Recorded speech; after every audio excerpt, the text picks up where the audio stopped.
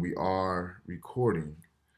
Um, so before I jump into my notes, does anyone have any questions about the reading in particular, any terminology, or just anything you want me to clear up or clarify before I jump into the notes?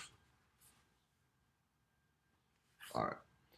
Uh, Actually, oh, go ahead, Claudia. in our my breakout room, we're debating of when it took, like the location of this took place, and we were just wondering if it was if they're talking about American society.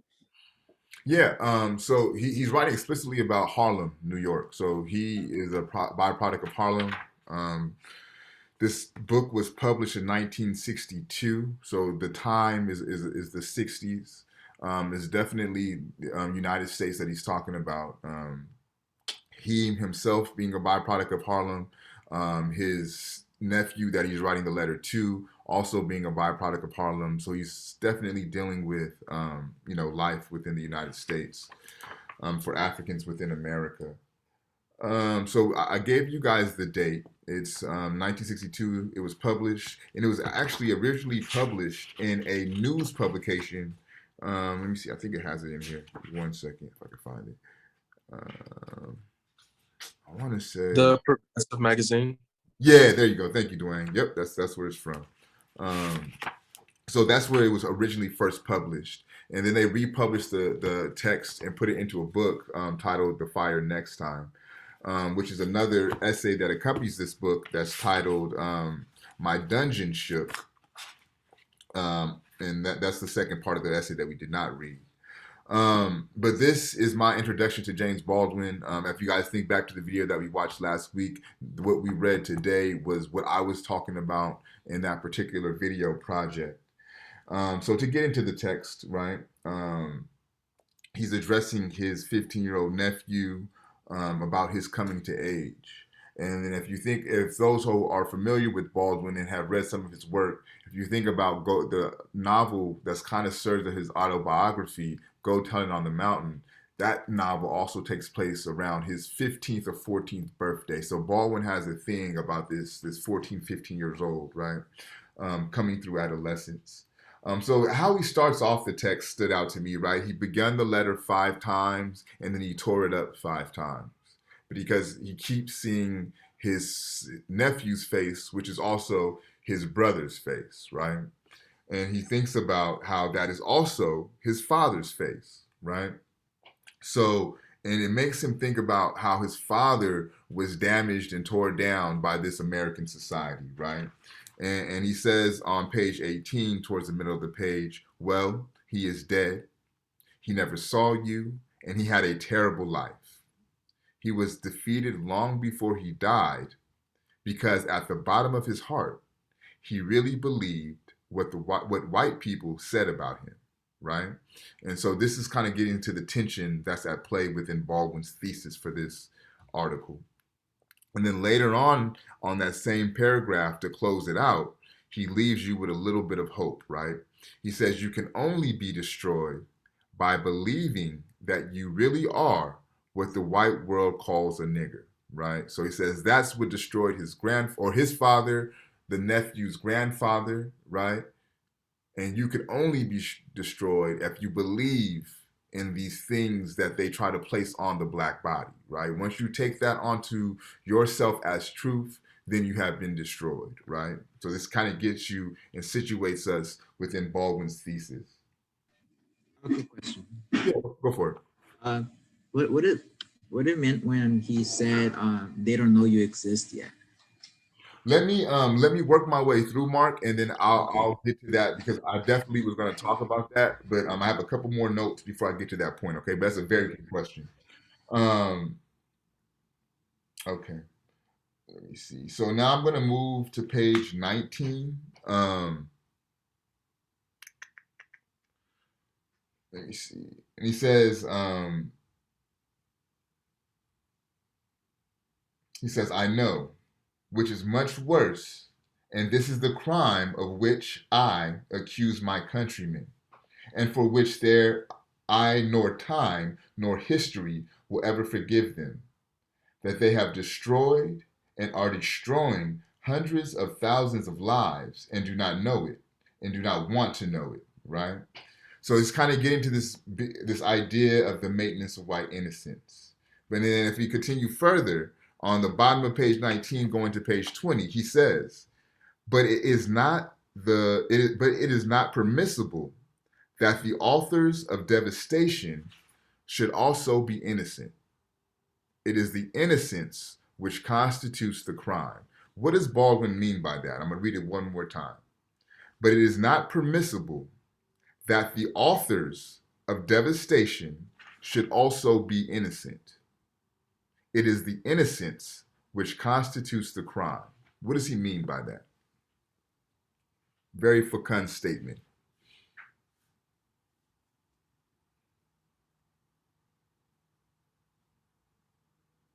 So let's break it up.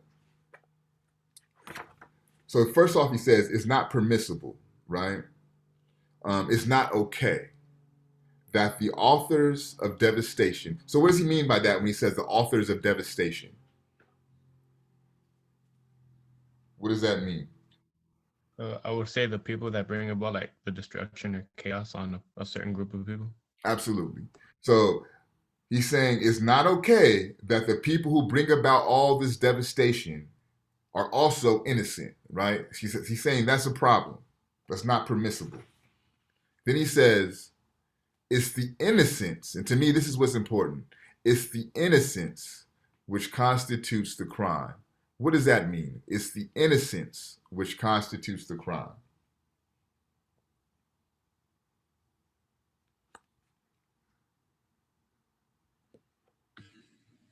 I don't know I don't really know what it meant, but when I read it, I just it's like you can't have good without bad, something like that. I don't know if that's Yeah, so essentially what he's saying is, right, so we have two things at play, right? We know one, that there's a certain segment of people who are causing this devastation, right?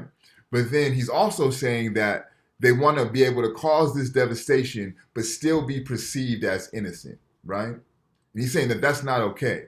And really what Baldwin is saying is, I'm not much more so tripping off of the devastation that you caused, right? That's in history. I can't really do anything about that. But what I am upset about is that you know about the devastation that you caused, and you still try to position yourself as innocent, right? It's the innocence which constitutes the crime, right? So the crime isn't the devastation that was caused in the past. The crime is the attempts to remain innocent in the present. That's where he has the problem. so it's like the fact that you denied it. Exactly. Exactly. The crime is the denial, is according to Baldwin, right? So again, this notion of maintaining white innocence being a pillar of white inferiority. So that's exactly what you're exactly spot on, Mark. And then this is where we kind of get into Mark's question, right? And then he gives us the rebuttal. He gives us the counter argument, right? So he's saying that, these people are placing you in a certain circumstance, right? These people are causing such devastation on your people, but they want to maintain their innocence. And then he gives you the people that he's talking about rebuttal, right? I hear the chorus of the innocent screaming, no, this is not true. How bitter you are, right? This is what they say. But then he responds to that. But I am writing this letter to you to try to tell you something about how to handle them. For most of them do not really know that you exist. I know the conditions under which you were born, for I was there. Your countrymen were not, and haven't met it yet. Okay, so let me go back, because this is where we find Mark's question, right?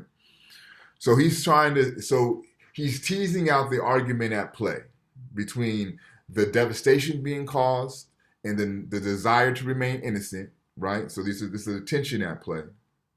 And he's saying that they respond to this tension by saying that you're wrong, right? This is not true. You're bitter, right? This is how they respond to this criticism, right? But he tells his nephew, I'm writing this so you know how to handle them. So you know how to handle this world, right? Because this world, they don't even know you exist. right? So really what he's getting to in a standpoint of his argument is, you can't tell me that I'm bitter, right? Because you don't even understand the conditions upon which cause me to be bitter, right? You don't know what it's like to live in the ghetto. You don't know what it's like to have your opportunities limited, right? You don't know what it's like to have your mother have to work for you, right? And then have her not be recognized, okay? Um, we didn't read that in this class. So it's this idea that the Black experience within the American lexicon or within the American ideal is that of kind of to be seen, or not even to be seen, to not be seen, not be heard, but utilized for production, right? We'll put you to work, but I don't want to hear about your thoughts. I don't want to hear about your experiences. I don't want to hear about your material conditions. I just want you to do the work that I brought you here to do, right? So what Baldwin is saying, that other world, they don't even know that we exist, right? They never been to Harlem, right? They have no interest in coming to Harlem, right? And this is what he's saying. And then he says, he goes a little bit further. I know the conditions under which you were born, for I was there. Your countrymen were not, and haven't made it yet. Your grandmother was also there, and no one has ever accused her of being bitter. I suggest that the innocent check with her. She isn't hard to find. Your countrymen don't know she exists either, though she has been working for them all their lives, right? So again, my mother, Baldwin is saying, your grandmother to his nephew, she worked for them her entire life, right? So she knows what goes on the other side of town, right? But although she worked for them her whole life, they don't even know she exists, right? So you're in no position to tell me how I should feel about my material conditions that you created for me, right? So that's really what he's getting at within his argument, is saying you're not the one who's the authority on the Black experience, because you don't even know Black folks exist, right? You've placed us in these ghettos for us to perish, right? You placed us in circumstances that are unbecoming to humanity, right? So you have no authority, you have no position to tell me how I should feel about my circumstances. Does that answer your question, Mark? Yeah, it does. Okay.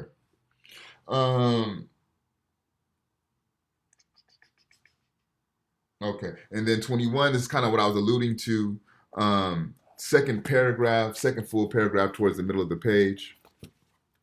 This innocent country sets you down in a ghetto in which, in fact, it intended that you should perish. Let me spell out precisely what I mean by that. For the heart of the matter is here, and the root of my dispute with my country. You were born where you were born and face the future that you face because you are Black and for no other reason. The limits of your ambition were, thus, expected to be set forever. You were born into a society which spelled out with brutal clarity and in as many ways as possible that you are a worthless human being. You were not expected to aspire to excellence. You're expected to make peace with mediocrity.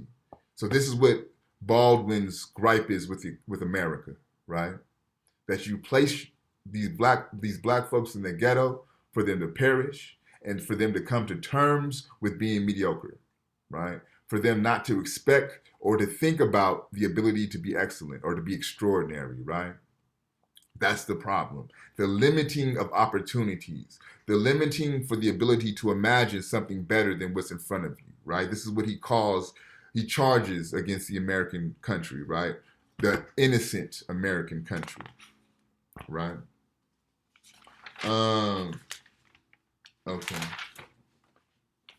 And then on the next page, 22, towards the top middle of the page there, he tells his nephew a fair warning, right? Take no one's word for anything, including mine.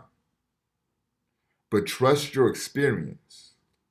Know whence you came. So know where you come from. If you know whence you came, there is really no limit to where you can go, right? The details and symbols of your life have been deliberately constructed to make you believe what white people say about you. I'm going to read that one more time.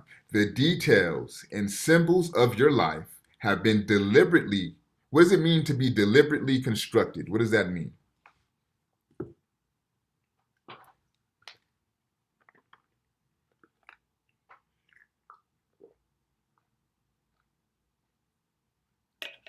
What does it mean to do something deliberately? You guys don't know? You can say that too.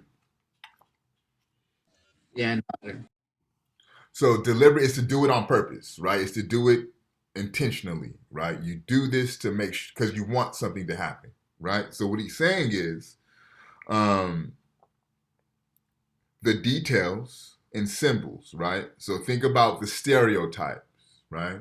Think about the movies that are put out that depict blackness in a certain way. That's deliberate, right? Think about the stereotypes of Black people not being as intellectually on par with other cultures. That's deliberate, right?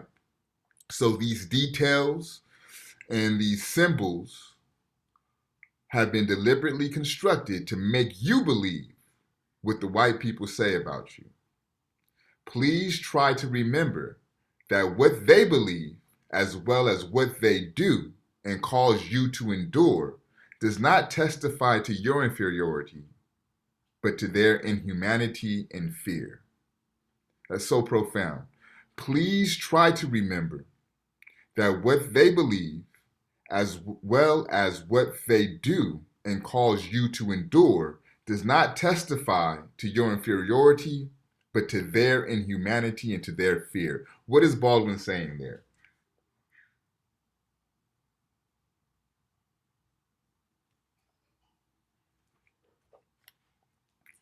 So, go ahead.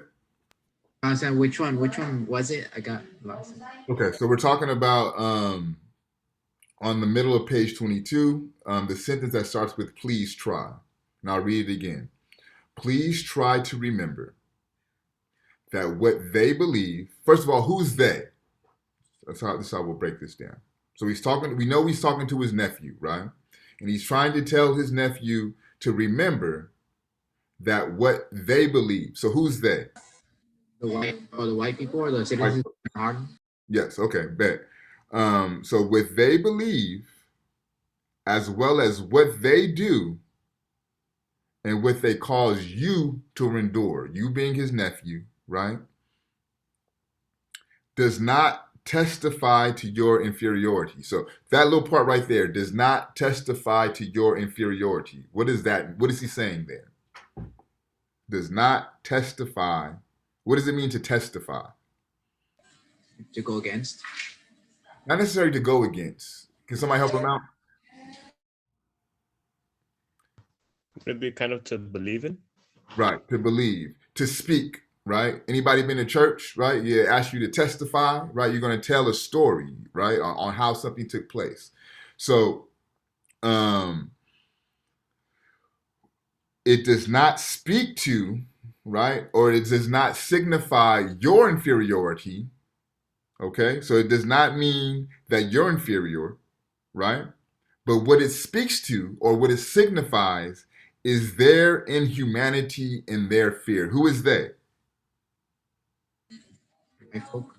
Okay, so what he's saying is, right, all the stuff that you have to go through being a young Black man in Harlem, right, being a young Black woman in Harlem, right, being a young Indigenous man in East LA, being a young Indigenous woman in East LA, right, all the things that you have to go through, the poverty, the gang violence, the stereotypes, right, the deficit of models approach to teaching that your teachers may put you through, right? So deficit models just means that they believe that you're inherently inferior, so they don't expect you to do well, right? So all these things that you have to endure because you've been placed in a ghetto in which it's intended for you to perish, right?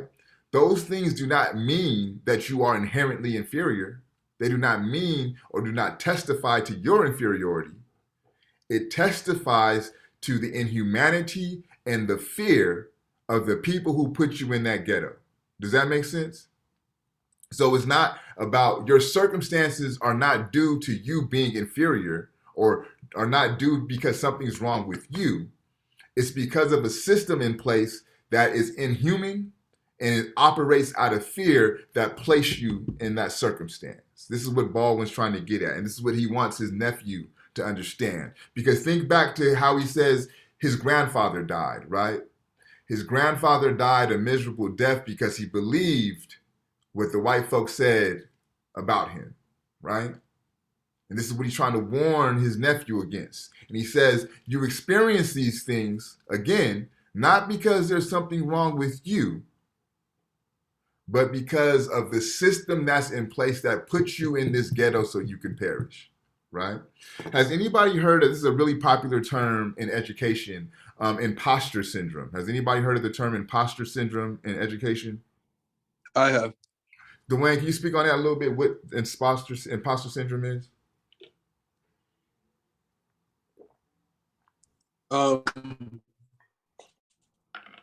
I I have heard of it. I can't really. I could probably expound on it if I get if I'm reminded of what it means. But I have heard it just outside of education too. Okay. Often. No worries. So within the context of education, right? Imposter syndrome is saying like you make it into an Ivy League school, right? You make it into USC, you make it into UCLA, you make it into Harvard, any highly recognized and highly sought after institution. But you don't feel that you belong because you may come from an underclass background, right? You may come from a school that may not have the best resources, right? You doubt yourself. You doubt your abilities and you doubt your authenticity in that space because you feel that you don't belong, right? So what Baldwin is saying, if we are to take what Baldwin is saying and apply it to this notion of imposter syndrome, right?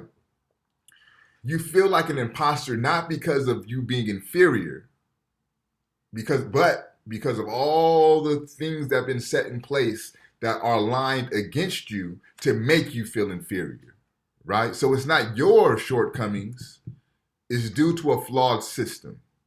And this is what Baldwin is trying to get his nephew to understand at the micro and macro level, right? So to look at it from a small lens and a larger lens is to understand that the inferiority, if you will, right? The doubt, if you will, right?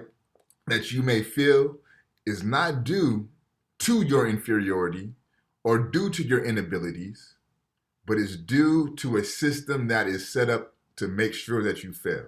Does that make sense? Yeah. Yeah. So for anybody else outside of Mark, do you understand what Baldwin is trying to get his nephew to understand? Yeah, I get it. I just had a quick question. All Sure. these things that you're talking about, that how they make them like kind of how they fear him and all that. Did that go back to earlier in the reading where he talks about the conditions under which he was born in? Yep, exactly, Victor. That's exactly what he's describing. Exactly. Yep. And so if you think about that to last week's lecture, right? And we talk about the white imagination and we talk about the fear that's in place within the white imagination, why an unarmed black man is more scary than an armed white man, right? It's that imagination, and it's that fear that resides within the white imagination that Baldwin is kind of pointing his finger towards, okay?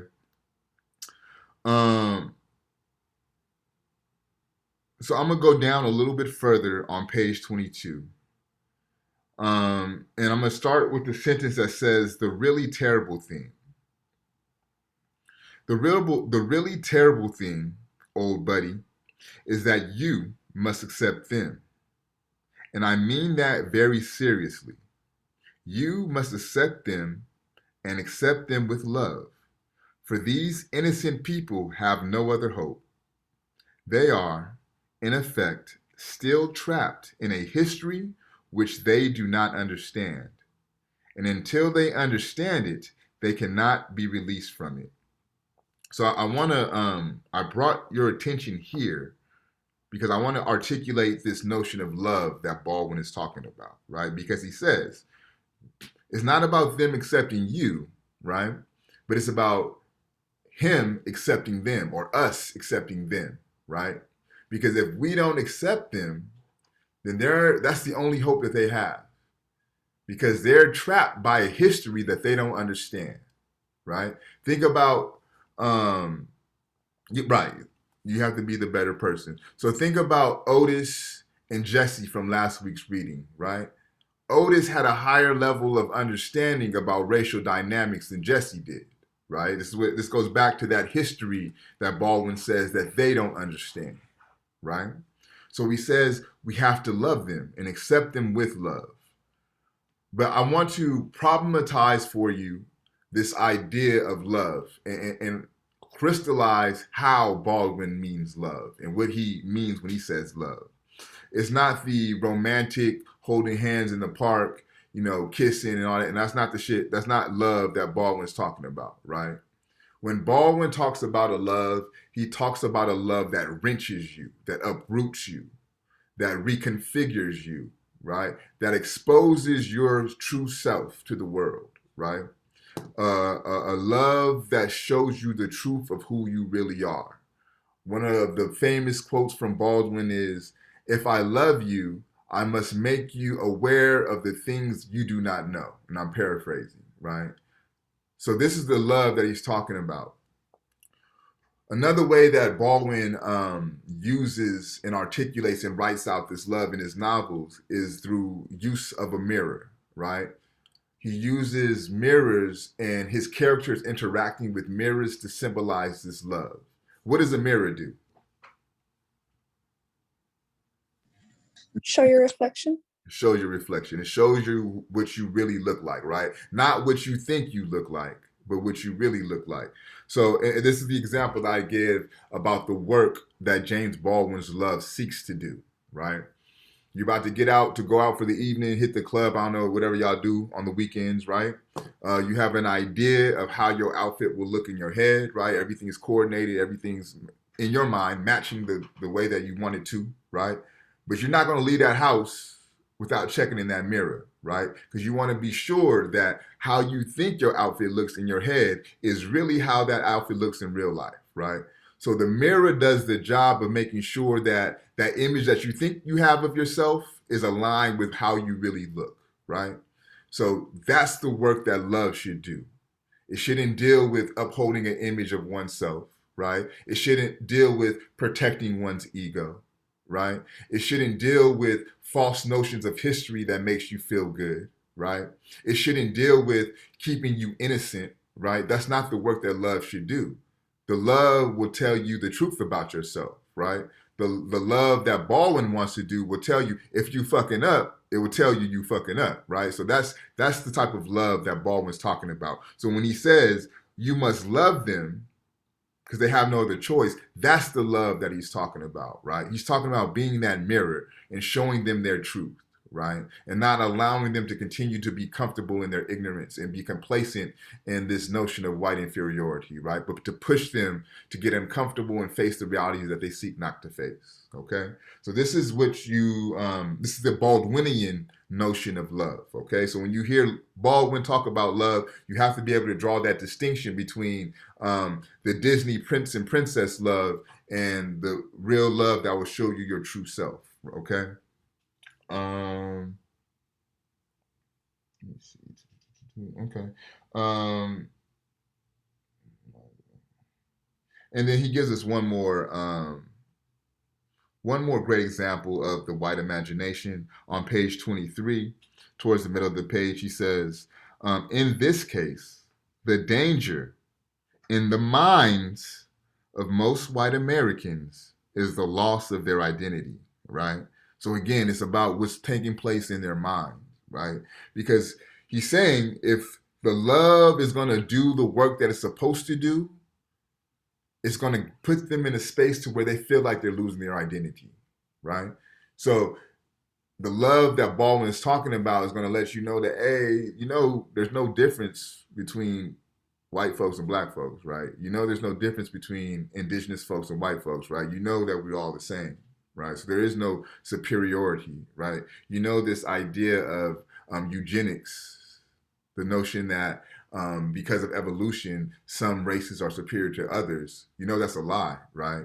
This is what the work that love will do. And he says if love will do its job effectively, then these white folks who feel superior because of their whiteness, they'll feel a loss of identity, right? And he says, try imagine how you would feel if you woke up one morning to find the sun shining and all the stars aflame. So the stars being bright as the sun, right? You would feel frightened because it is out of order. It is out of the order of nature. Any upheaval in the universe is terrifying because it so profoundly attacks one's sense of one's own reality, right?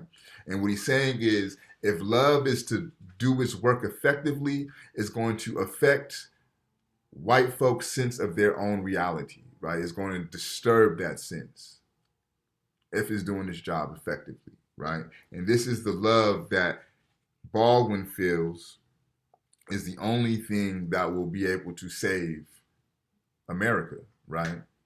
And the relations between the races, if we will. So I will end my notes there. Is there any questions before we jump into fishbowl? Okay. Is there any volunteers for the fishbowl? I can volunteer. Okay, Claudia. Claudia? Thank you, Claudia. I can go, Dwayne. Dwayne. Okay, thank you, Dwayne. And we need one more. If not, I could call on somebody.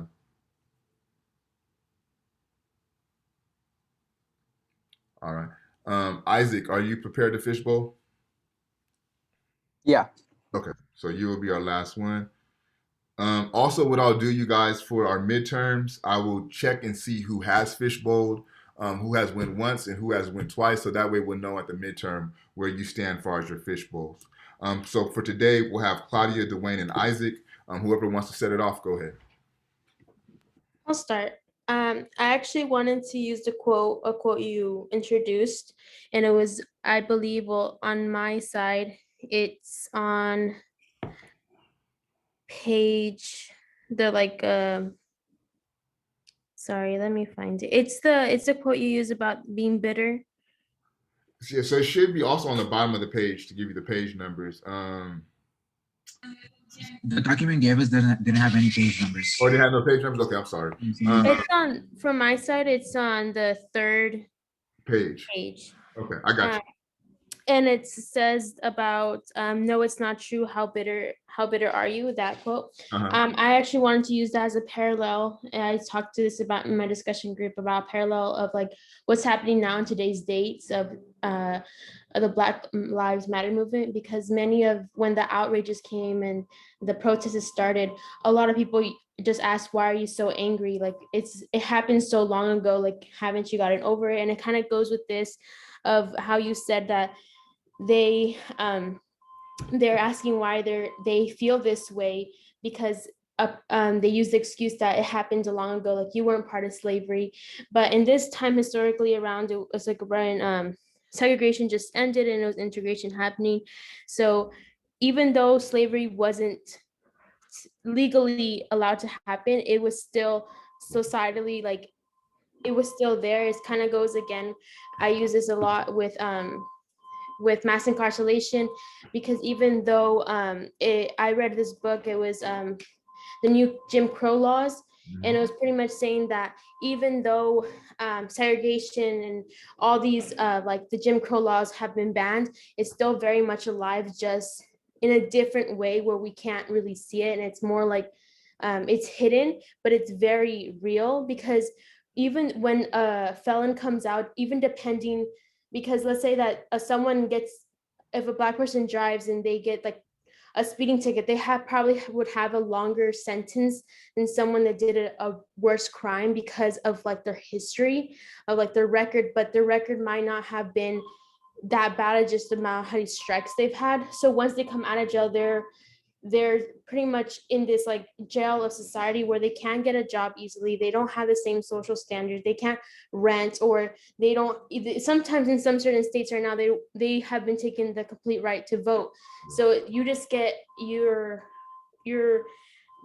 first right amendments are taken away, stripped away for something that isn't, or that you've been accused of. And now going parallel to the Black Lives Matter protests, it's people, many white folks, their argument is that I've never had slaves, I've never done this, but it's not really of what you've done, it's more of like what you allow, because we know what's happening, we just kind of let it slide, or we just like, oh, it's not happening to us. But until like we actually speak up, or like this protest spoke up, everyone kind of it was more like a stigma, like, oh, you guys are just saying this has happened a long time ago, but it's still very much alive. It's just not seen how the textbooks is. It's more like it's passive, and it's targeting like a community, and it's still targeting, but since so over priority and this like superiority, there isn't that much of like a vigilance over it. That's why it's allowed. And I feel like this letter, also going back to the first quote where you said about writing it up 5 times and tearing it up, I said in my discussion that it was he's trying to perfect this letter to make it sure that his nephew, when he reads it, he finds hope. And it was kind of going back to the last week's reading, how there was only one Black person he can really go to, and it kind of is like, this is that one Black person. This is like the letter that he can go to and really be like, okay, it's this is what's happening, and you're not clueless. Yeah, thank you, Claudia. I'm gonna I have a couple of notes here from what you said, but I'll let the fishbowl go through and I'll circle back to that because you brought up some really good points. Next. Similar to what Claudia mentioned about the superiority complex, I feel like Baldwin is really identifying that issue and then addressing it with love. That's what I think, and he mentioned that as well. He says that it's extremely important for us to not like really, I guess, retaliate in other terms, but to really love one another, and that's how we'll win. I can I can really connect his points to the teachings of Martin Luther King. I think it's also kind of like the same era. I would say, and he's basically just telling his nephew, who I think was 15 years old in this, if I'm not mistaken, like, know yourself, love yourself, and have respect for others, even the white people that we feel oppressed by. And I thought that was just so powerful. The caption said that this reading, or the book, was published 50 years ago and it still applies today more than ever. And just like all of the other readings that we've read this semester, I would say that this is one of the top main few readings that I would say we can really relate to, especially in today's time with domestic terrorism and brutality, and just people feeling more superior than other Americans, feeling more superior than other Americans and other races and nationalities. I think that that's it's just something that everyone needs to read at this point in time. Yeah. I also wanted to mention something about America. He never explicitly said the country America, although he did mention Harlem. It was very noticeable, obvious that he was referring to America. He also mentioned and referenced integration, and I looked up, the specific years for integration in schools. It was late 50s, early 60s, right around the time this book was published. And I would say a quote that really stood out to me was, "We, with love, shall force our brothers to see themselves as they are, to cease fleeing from reality and begin to change it. For this is your home." That was the third, I think, I'm not sure what page number it was, but it was in the third to last paragraph. And I believe Claudia was in my breakout room. We really dissected that quote. and we really focused on the integration aspect and the timeline and the era in which all of these things took place and why his teachings and what James Baldwin was saying was so relevant at that time, as well as today. Yeah. Thank you, Dwayne. Good point, man. What you brought to the conversation was called a temporal analysis. So, when I say temporal, I'm just talking about time, right? So he says, I seen integration was being talked about. I looked up when schools were being integrated, and I noticed that it was around the same time that this was being written, right? So it's a temporal analysis. Good job. Isaac? Yeah, so while I was reading this, I felt that Baldwin was writing about like the real world to his nephew, like a world where freedom hasn't been won yet and where the innocent want to see you fail because of the color of your skin and your race. And I feel like he wants to prepare him so he could have a successful life as he gets older. And it's like a letter to guide him as a way. That's how I took it. Thank you. That's a great ending point because it segues to a couple of the notes that I wrote down. Are you familiar with the term? I know I mentioned it a few times, but I want to make sure you guys know what it means. The term pedagogy. Is anybody familiar or know what that means? Or anybody? Let me ask it this way: anybody not know what pedagogy means? I don't. Okay, so pedagogy is how you go about teaching, right? It's like your teaching style or a way of teaching, your teaching method, right? So for me, this letter is pedagogy, right? Because yes, Baldwin is writing to his nephew when his nephew turns 15, but I got the book from my uncle when I turned 15, right? And it taught me on how to understand the world that I was going into, right? When my son gets 15, I will give him this book to read, right? So I say this book is pedagogy because it teaches you things, right? So to me, this is a letter to all Black nephews, to all Black sons, grandsons, right? Granddaughters, nieces as well, sisters, right? All marginalized groups, right? Because the things that he's writing to, although he's writing to his Black nephew, obviously, right? These things can apply to the indigenous community as well, right? They could apply to the Asian community as well, right? So this is a letter of pedagogy to all marginalized or peoples of culture, right?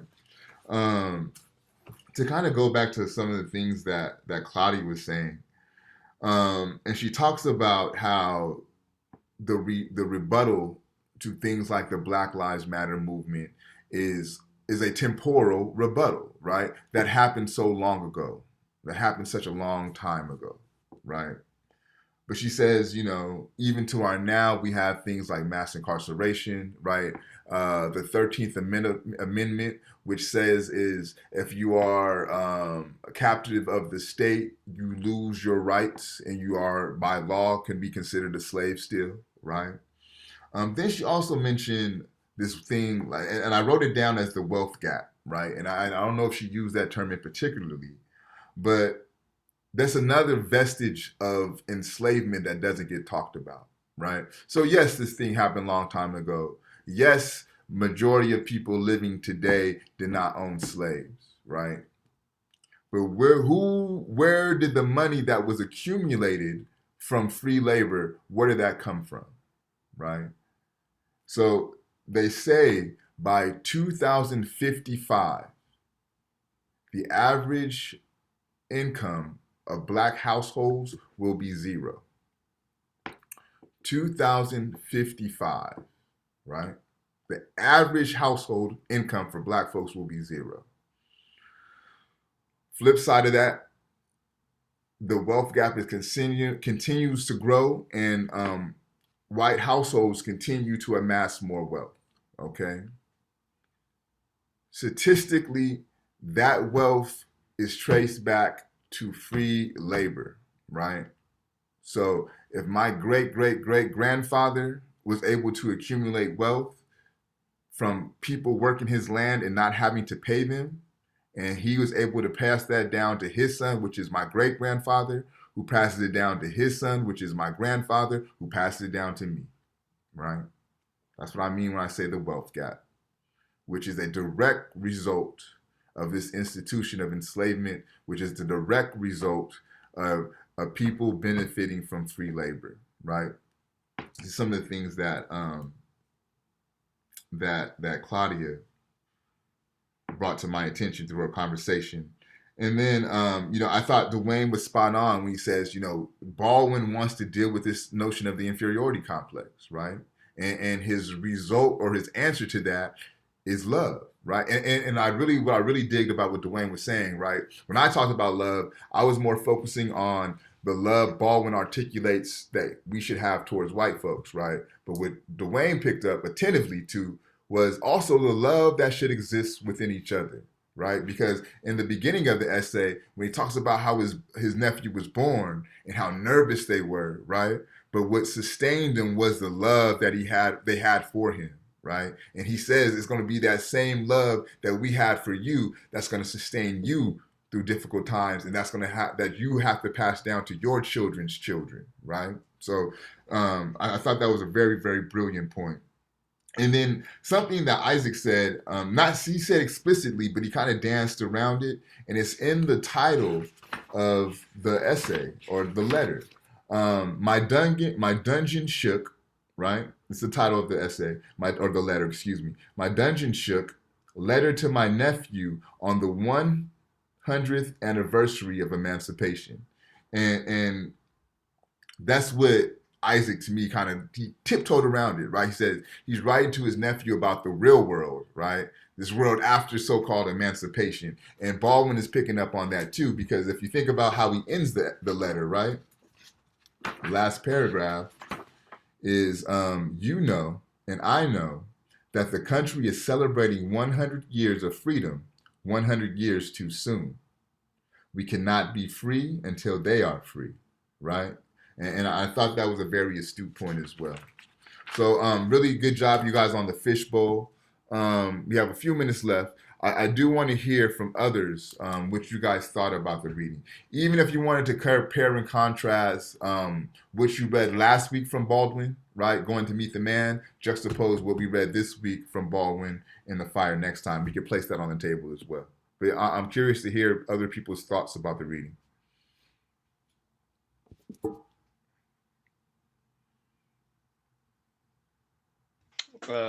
I'm not gonna lie, I enjoyed this reading a lot more than I did from last week's, just because I was able to understand it right off the bat. Like there wasn't no, oh, but what does he mean by this? Like he was very straightforward on the writing, and well, yeah, because it was so straightforward, I was able to understand it more clearly. Like I didn't have to go over and reread a phrase, like just to try to understand. Like it's just very straightforward, and I would say it's a really good.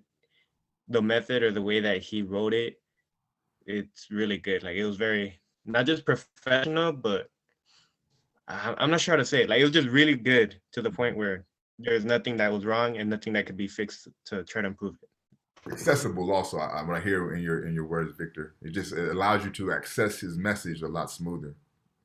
Good point. Anybody else? Thoughts on the reading, even if you wanted to compare it to last week's reading?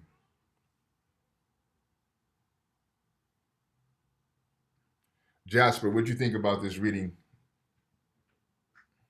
Actually, you might have read this before, Jasper. This might be your second time reading it. Is that true or no? Or am I tripping? Yeah, it's the second time me reading it. Was anything brought to your attention this second time around that wasn't brought to your attention the first?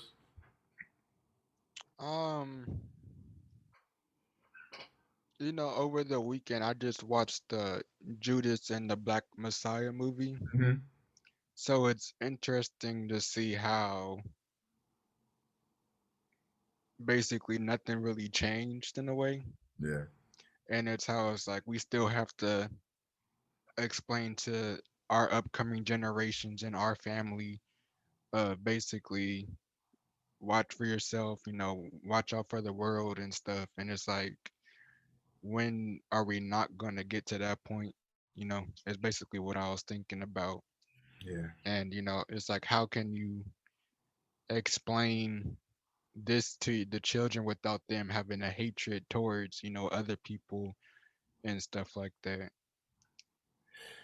Yeah, that's a really good question, man. And just to be vulnerable and honest with y'all for a moment, that's something that me and my wife, we are back and forth with all the time, because I have a 4-year-old and a 6-year-old, right? And that you think that's young to have um, such severe conversations with them, right? But then also just to be attentive to the fact that they hear our conversations. When I'm giving lectures to y'all, they're in the other room, so they're hearing this also, right? So you pose a really profound question, Jasper, in a sense, like, how do you do that? Because again, to think back to last week's reading, Otis, right? As a parent, I have to make my children aware of this, because that could very well mean them not coming home to me, right? But to do it in a way that they still remain whole and they don't lose their humanity, right? That becomes the tricky part. Um, yeah, we'll end class there. One thing I will say, if you guys have some time over spring break, if you want to go a little bit deeper into Baldwin, and I say this because something that Dwayne said, he says the love that he heard within Baldwin reminds him of Martin Luther King. It's around the same time. So Baldwin sits at a great intersection between Martin Luther King and Malcolm X. I believe it's on Netflix. If not, it's on Amazon Prime for sure. If you guys have that, it's a documentary about James Baldwin. It's titled "I Am Not Your Negro," and it's pulled from this book that we just read and another book of essays titled "No Name in the Street." And that's probably my favorite work by Baldwin. But really, it's documenting his relationship with Malcolm X, Martin Luther King, and another brother by the name of Medgar Evers. So if you have time, it's a great way to get yourselves deeper rooted in Baldwin, and then also just deeper rooted in the time that Baldwin was producing a lot of his work, right? Just the 60s era.